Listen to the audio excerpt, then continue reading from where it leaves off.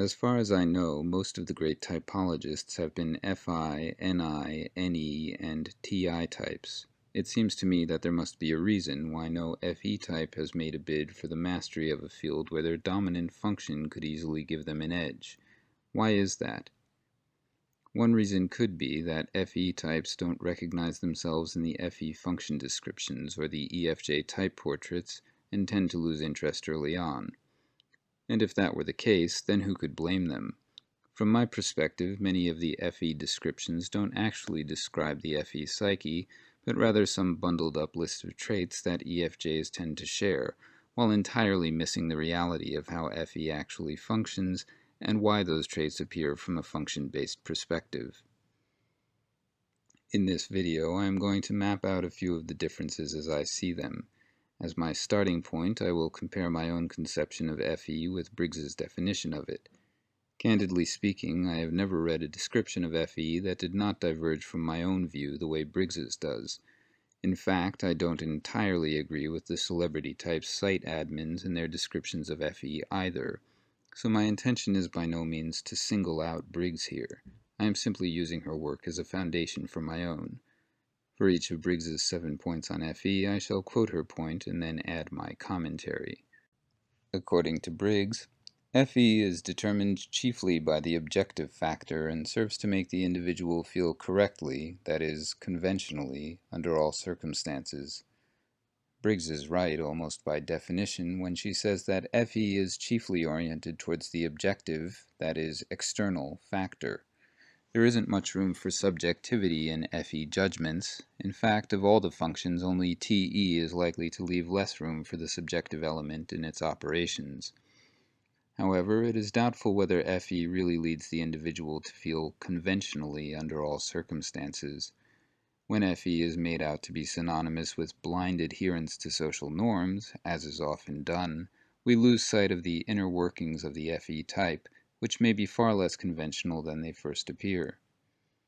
Indeed, Briggs's daughter Myers always took care to warn us that when we see an introvert, we are not necessarily laying eyes on the most significant parts of their personality, since they are merely meeting us with their extroverted adaptation. Something similar might be said to be the case with Fe types. It is easy to see the surface adherence to social norms, but harder to see what goes on underneath. Then there is Briggs's assertion that Fe serves to make the individual feel correctly and conventionally at all times. If by this description Briggs means that Fe seeks to induce others to feel certain values or emotions, then I would say that the proclivity to push for one specific outcome or emotion is much too close to the subjective, i.e. internal factor, to be associated with Fe, or indeed with any extroverted function. The push for equivalence between inner and outer psychic contents is much more often seen with the subjectively laced introverted functions, with Ni and Si being perhaps the clearest examples here. If, on the other hand, Briggs means that feeling correctly is the same as feeling included and validated, then she is much closer to what I contend to be Fe. Rather than imposing itself on others, Fe tends to spread its warmth so as to do the groundwork for the whole room to feel comfortable and willing to contribute. Since others are granted a space in which to share their perspectives and open up to others, it follows that Fe does not impose any one way of feeling upon others, but rather includes their way of feeling in the overall nexus of the feeling situation. On this point, I therefore disagree with the site admins when they say that the individual's aims or desires are not at least partially determined by the functions themselves. In my view, Fe has the intrinsic goal of bringing as many voices as possible into the discussion and to help others see the points of disagreement between their views so that eventually a conclusion may be reached that everyone can agree on. Of course, that isn't always possible, but that is what Fe is driven towards. To quote Briggs, Fe adapts the individual to the objective situation. Given what I said above, it should come as no surprise that I agree with Briggs on this point. As I said, Fe can often act as a catalyst, focusing people and aiding them towards bringing out the best of what they have to offer. Likewise, Fe has a natural inclination towards adapting itself to others with the aim of respectfully coordinating their perspectives and views so as to attempt to find agreement, where practically possible. So it makes a lot of sense, as Briggs says, that FE adapts itself to the objective, that is, external, situation. However, Briggs also says, FE depends wholly upon the ideals, conventions, and customs of the environment, and is extensive rather than deep. Given the manner of Briggs's definition here, I think she misses an important point. FE is not interested in social conventions, customs, or traditions a priori. FE is first and foremost interested in people, what they believe, what they care about, and how different people in groups see things, what they have in common, where they diverge, and how they might be reconciled.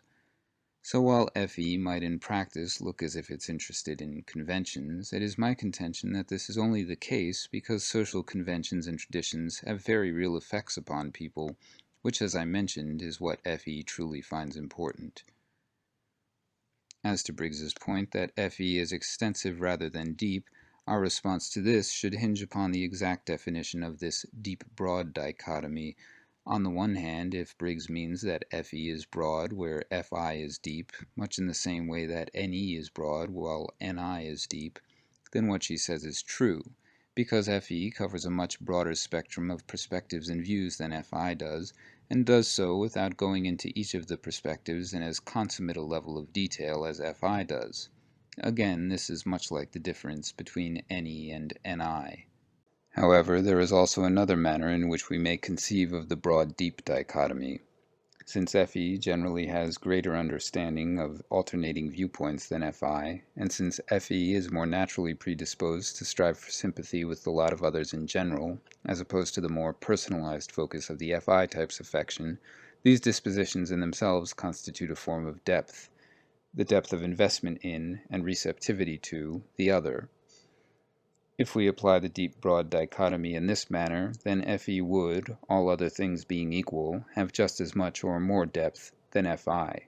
Finally, while FI types can often just put forth their values in a take-it-or-leave-it fashion, there is in many FE types a moral urge to push for a collaborative and respectful process of social change and the facilitation of discussions on various topics, undertaken with the aim of slowly moving people towards a shared perspective that everyone can agree on, even if such total agreement will not always be practically possible. In this way, too, FE has more depth than FI, and is even a bit like NI. Quoting Briggs again, FE finds soundness and value outside of the individual in the collective ideals of the community, which are usually accepted without question. As we already covered, it is true that FE finds soundness and value outside of the individual, and by orienting itself towards viewpoints that are widely agreed upon. However, when Briggs says that FE accepts such viewpoints, such as the ideals of their community, without question, then that's exactly the kind of description that, in my experience, is likely to turn EFJs away from the study of Jungian typology. Even from the rather modest corrections that I have made to Briggs's definition so far, it follows that FE does not, in fact, cannot, accept the standards of its community without question. So long as there is at least one person who disagrees with the dominant mores and thinks they are immoral or wrong, it will be natural for the FE type to attempt to talk to that person and figure out what reasons that person has for dissenting. Since FE is a rational function in the Jungian parlance, those reasons can then be reified and brought before others to serve as points in a discussion that has the aim of reaching reconciliation. And should that not be possible, the FE type can at least ensure that the dissenting person's viewpoint is treated with respect. To put it another way, since FE is so attuned to other people, FE types must, almost by definition, keep an open mind about a great many values and viewpoints. The idea of FE types accepting a ready-made assemblage of beliefs without question goes against that. As an extroverted judging function, FE shares a certain structural affinity with TE, although their functional operations are different.